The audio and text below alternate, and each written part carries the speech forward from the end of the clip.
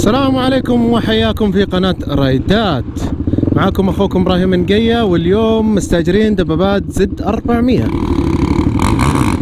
ونبي يا ولد هجولة، نبي فلة، نبي استعراض. والله يجي والله يجي ما شاء الله. شوف شلون ثبت الدباب. ما ادري هذه شغلة طبيعية ولا مو طبيعية بس تصير عادي.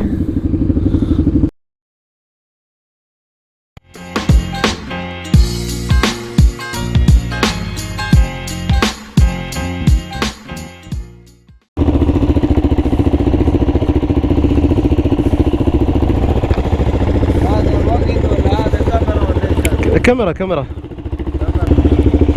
خوينا بيعطينا بريف. يلا نروح اول شيء بعسلك القوبي. طيب تعس اللي هناك ما بندخل جوا لانه خطر. اللي جوا كيف؟ الهرم. ايوه نحب الخطر. نروح بسرعه من هناك من شق الى النقا، اخف منه. طيب خلصنا من كذا بيكون تعبانين، فعشان كذا بنروح الطريق زي الردميه، بنشوف حيوانات نوعها غريبه. حيوانات غريبة، جمال يمكن.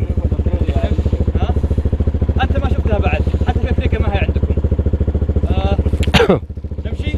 يلا والله عاد يا جماعة، شفتكم في التعليق تحت تقولون تكلم لنا عن الزد 400 والدبابات هذه. انا صراحة ماني بخبير مرة فيها، لكن زي ما تشوفون زي اليوم كذا من فترة لفترة نيجي نستأجرها. لا جوها الدبابات هذه، انا احبها بصراحة، احب الدريفتنج، احب الترفيه. بعدين تعرف لما تيجي كذا اوف رود تاخذ راحتك، ما انت زي لما تكون في الشارع قروشه وسيارات وتوقيف عرفت ايش قصدي. استغرب يا اخي، ايام زمان كنا نيجي نستاجر الدبابات هذه لا نلبس لا قزازه، نظارات يعني، ولا خوذه ولا شيء. شوفوا انا ماشي شلون التراب قدامي، قسم بالله كنا لما نيجي نخلص الطلعه عيني رايحه في امها تراب، ما اشوف قدامي. فصرت ايش اسوي؟ صرت البس الخوذه هذه تبعت الدبابات. والله شباب مهدين يا اخي ما شاء الله. هذه الزد 400 جباره، بعدين تتحمل، تعجبني.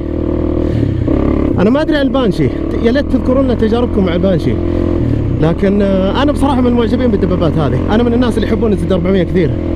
سكت رابتر مره، صح انه ماكينته جباره بس قاسي، يعني زي الطريق هذا ظهري يتكسر فيه. شوف الحين ما شاء الله، يعني انا ماشي مريح.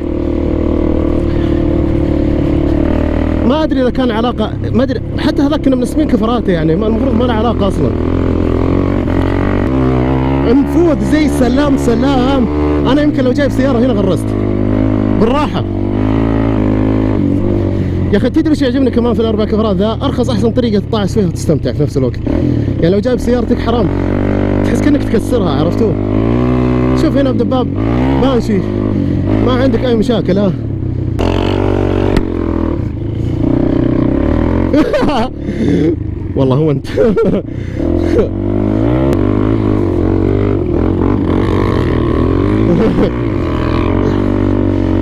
اذا ارتفعت حرارته يطفي.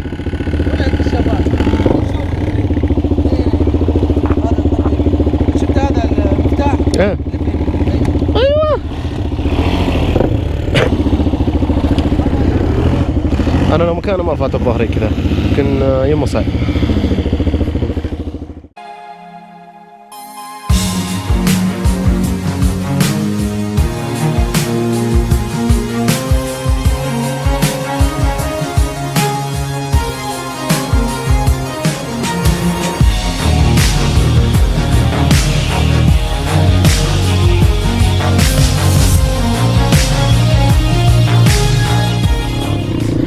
والله عيال كذا مرة كثير، شوفوا والله مرتفعة،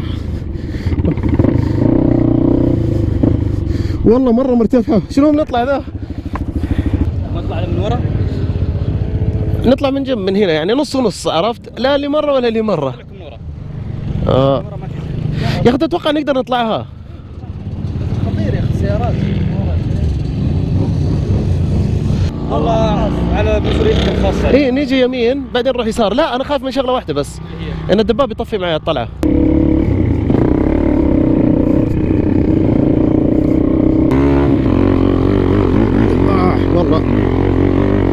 بوقي طلعها زي سلام سلام. وحنا برضه والله بسيارة شبه مستحيل هنا تطلع.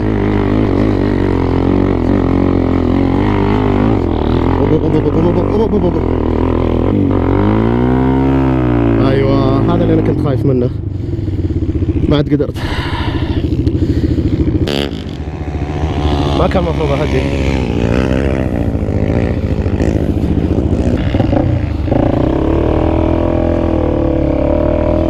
يلا نحاول يا اخي. ابغى افهم ليش طاير، ليش طاير؟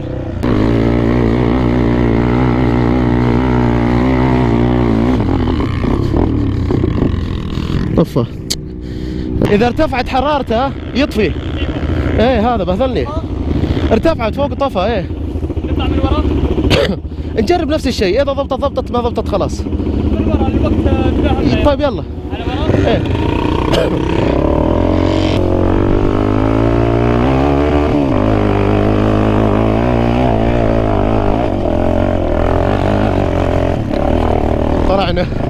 طلعنا بالغش.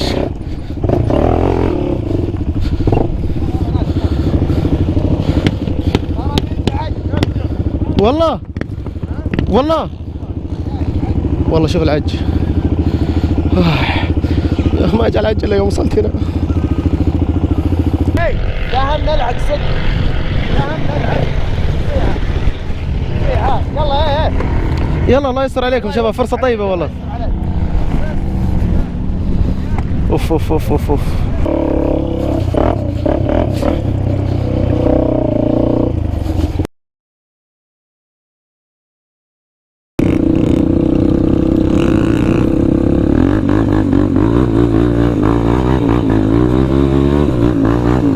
هلا والله يجي.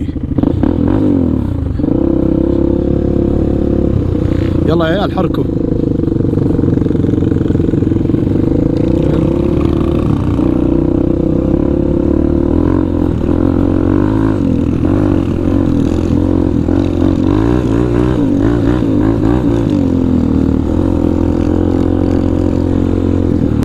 ما عندي شيء اتكلم فيه لان زي ما انتم شايفين احاول اركز. ما شاء الله الاجواء عندنا زينه، وامطرت قبل فتره قريبه فصار عندنا التراب قاسي، فتصير سيارات كثير تطلع على الرمل وهذا، يعني بما معناه انه صار زحمه. فالزحمه هذه انا اخاف منها، لان بعض اصحاب السيارات الله يهديهم يجون مره طايرين وطالعين، فمع سواقاتنا حنا كملت.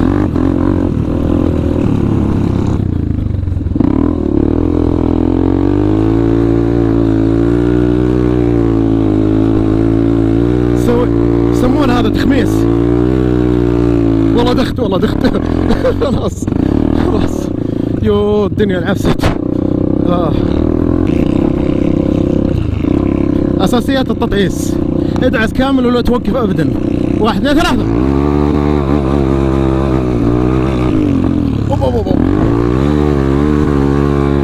عادي لا والله مو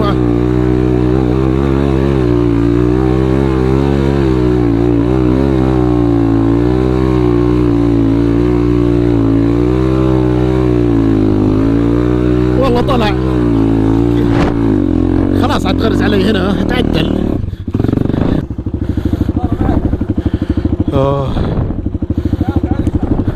يلا نروح يسار نسيف. اتوقع الحركة هذه يسمونها تسييف.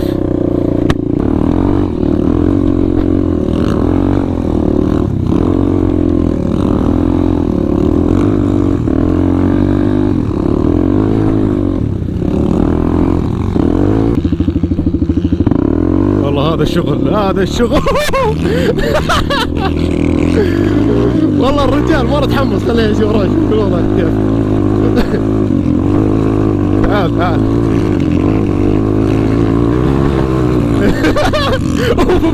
جاي معصب يا القماجد. اجار الدبابات هذه سعرها تقريبا يتراوح بين 130 ل 150 ريال بالساعة. تحصلونهم عند الدوار الثاني بعد الثمامة. اتوقع الاغلب يعرف. طبعا انا احب الزد 400. كنا من اول نستاجر الدبابات الصغيره دي ال 250 ما كانت فله ابدا. هذه اجمل بكثير، هذه اللي تقدر تسوي فيها حركات وترفيع ومدري وش، وبعدين فيها كلتش، هذيك لا تيجي دعسه واحده وخلاص تمشي. ف ما اعرف اذا انا ناوي اشتري واحد زيه. انا شخصيا الايجار كافي بالنسبه لي، لان تكرار الشغله تفقد متعتها، هذا اول شيء. ثاني شيء زي ما انتم شايفين احنا يعني بصراحه نستهلك الدبابات هذه، مع العلم انها تتحمل، لكن انا ما اتوقع لو كان دبابي شخصي راح يسوي فيه كذا، فما راح اقدر اخذ راحتي فيه يعني تعرفون بصراحه للامانه. على فكره ترى صاحب المعرض معانا في هنا، فشايف هو كل شيء، ما ان شاء الله انه ما في مشكله. بصور الزد 400 من بعيد زي ما انتم شايفين. طبعا شفتوه من اول ما جينا استاجرنا. هذا كل شيء بالنسبه لليوم. اتمنى انكم استمتعتوا بالفيديو، ونشوفكم فيديو ثاني. سلام.